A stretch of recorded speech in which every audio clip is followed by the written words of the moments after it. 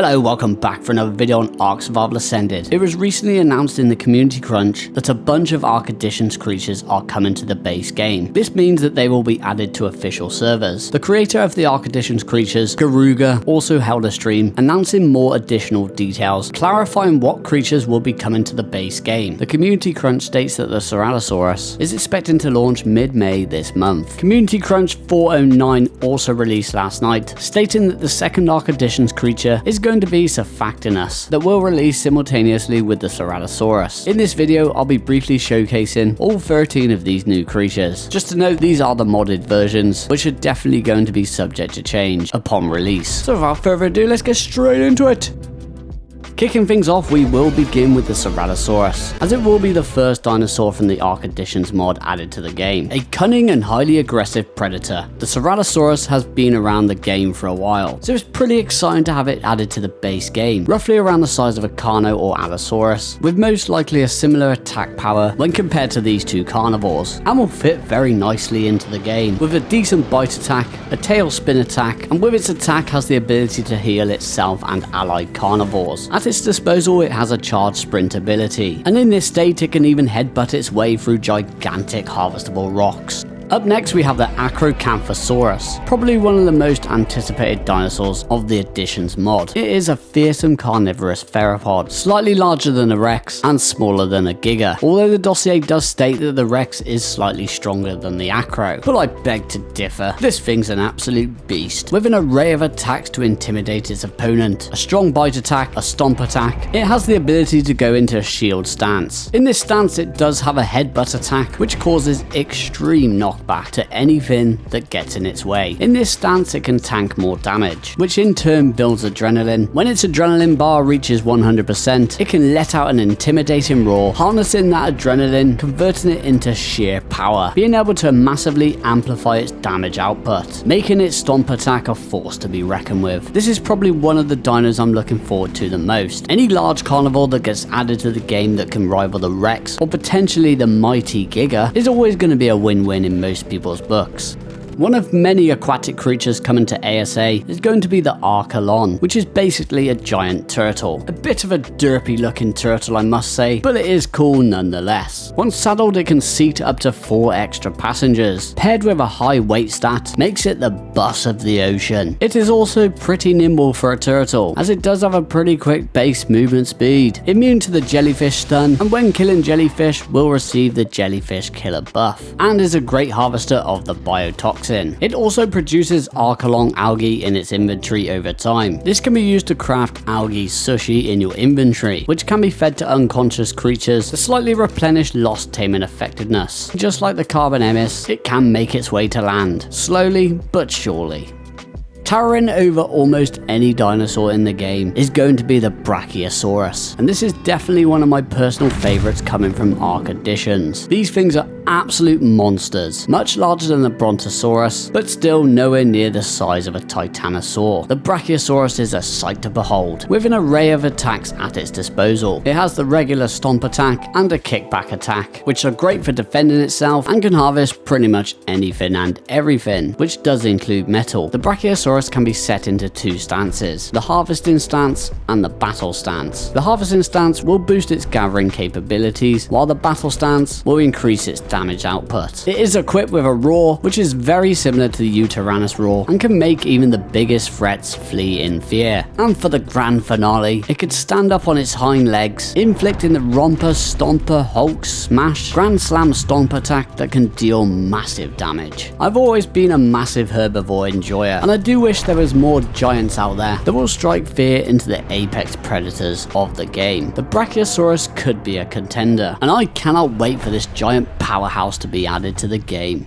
The concave venator are territorial carnivores, probably around in between the size of a raptor and a carno. They will excel at speed and navigating terrain. They can dive underground just like the Phaseolasuchus and navigate quickly through it, while being able to jump in and out of the ground. It is stated in the dossier that they are quite effective in groups, so they could potentially be a pack dinosaur. It also has the ability to inflict a dust cloud, which as of now I'm not really sure what it does. I'm pretty sure it impairs the movement and stats of any target targets in the cloud. It also looks like a giant fart cloud. This footage is taken from ARK Survival Evolved, so I do expect this dino to change a lot. Up next is the Cryolophosaurus, another carnivore around the size of a raptor. It is comparable to a raptor's speed and agility, but it is a much stronger battle mount. The Cryolophosaurus, hence the name, will thrive in cold temperatures. Any targets hit with its bite attack will receive a nasty torpor effect. But where the Cryolophosaurus really shines is with its ranged attacks. It is equipped with a Cryoliquid level, which can be topped up anywhere when holding the right mouse button. Cryoliquid is needed for its ranged attacks. It has two ranged attacks, one being the Ice Breath, which is pretty similar to the Ice Breath attack from the Managama. Any targets hit with this attack can be frozen for a short duration of time. Its second ranged attack is an Ice Spit, and this attack will deal massive amounts of torpor and can knock out a lot of creatures very quickly. These are some really cool abilities, so who knows what will come of the final product, but I guess we'll just have to wait and see.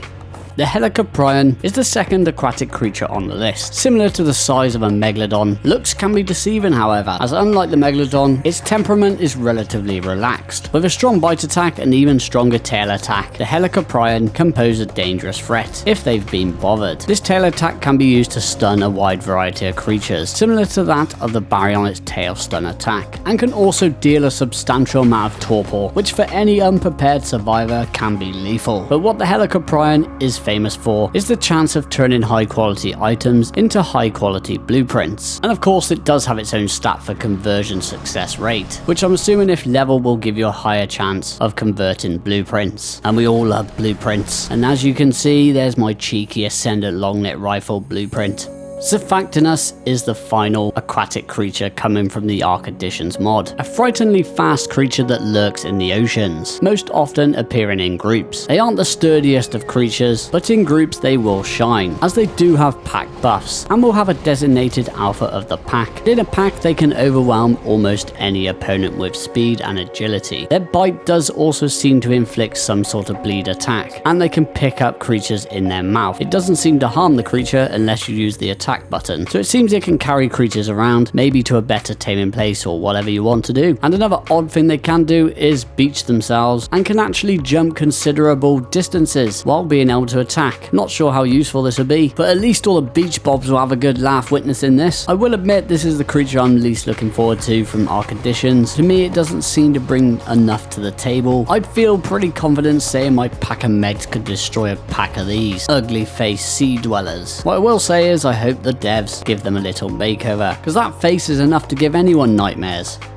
Moving back to land, we have the Dinosaurus. It's basically a giant alligator. If anyone's ever seen the horror film Rogue, you will know what's coming. It looks identical to the one in that film. Comparing it to the Sarco, it is a giant. They look so much cooler, and it's clearly evident of the amount of detail that's gone into the appearance of the Dinosaurus. Equipped with a strong bite attack which can be aimed for quick turns, the Dinosaurus is far more agile than the Sarco, being able to quickly turn on the spot. Its secondary attack is the charged bite attack, which is a far stronger but slower bite. It deals very high damage and will inflict the fractured debuff, making it tough for victims to escape. Just like the Sarco, it is an extremely quick swimmer, and funnily enough you can also wield your weapons while riding, which definitely looks slightly painful for the rider. This is also one I'm very excited about. I do like the Sarco, but the Dinosaurus is on a whole nother level.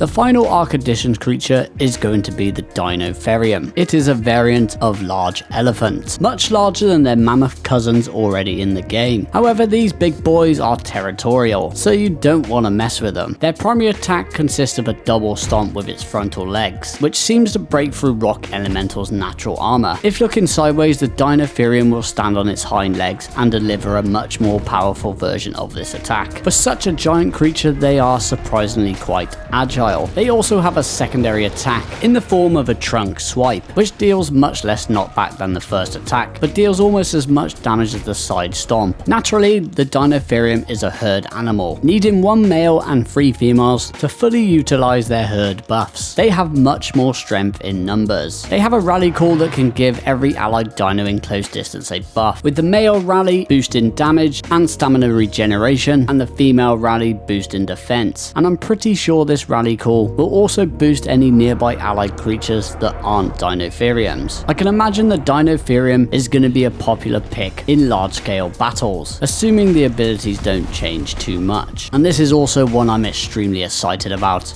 Moving on, we now have the community voted creatures. The first one is the Shastasaurus, which will be releasing alongside the center map at the beginning of June. If all goes to plan, the Shastasaurus is going to be a massive aquatic creature. It is a carnivore, and it does seem it's a curious type, and will not initially be hostile to humans, bearing similarities to the Ichthyosaurus, judging from the description and the artwork. And let's be honest, the main feature of the Shastasaurus, it's going to be one of the best methods of traversing the ocean, as it appears you can build a mobile base on top of it, or the saddle is going to turn it into some sort of submarine, but who knows, there's lots to look forward to. The Yeeling will be released alongside the Aberration map. Hopefully I didn't butcher that name. I have no idea how to pronounce it. I must admit I love the look of it. I'm not sure how it's going to suit Aberration, as it does appear to be a glider also. It also states that it can consume mushrooms and congeal gas balls, and nameless. Watch what your Yeeling eats and you might learn to sharpen its fighting skills. Interesting. Nonetheless, I'm sure it's going to be a very cool battle mount. So I'm still extremely excited about it coming to the game. Plus, this is Aberration. It's basically the best map in the game. I honestly can't wait to see what it looks like in ASA. It's gonna be mouth-watering.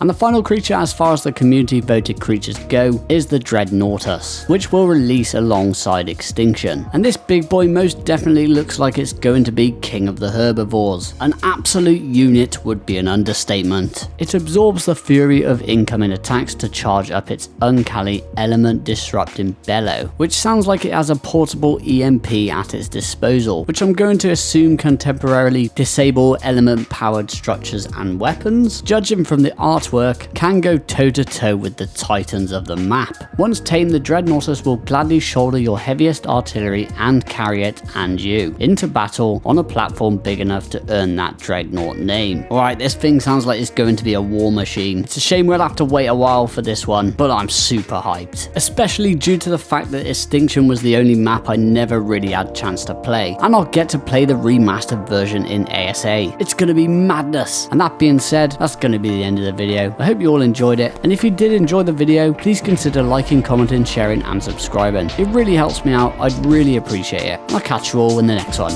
Take care. Goodbye.